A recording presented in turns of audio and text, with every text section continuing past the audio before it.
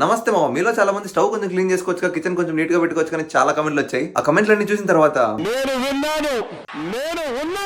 Stove clean చేయండి అని చెప్పి కామెంట్ పెట్టిన ప్రతి ఒక్కరికి చూసారా తలతలా మెరిసిపోతుంది. ఏంటి మరి హ్యాపీనా? వెల్ ఎస్, ఇదే మన రూమ్. చూసారంటే చాలా పద్ధతిగా ఉంటది. మనం వీడియోలు మొత్తం ఈ చైర్లో కూర్చొని ఎడిట్ చేస్తాం. ఈ చైర్ చూసారా, చైర్ కనపడట్లేదుగా.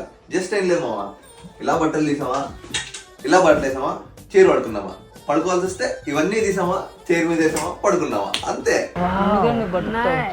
ఈ రోజు అయితే మొత్తం క్లీన్ చేయాలని డిసైడ్ అయిపోయా. సో మొత్తం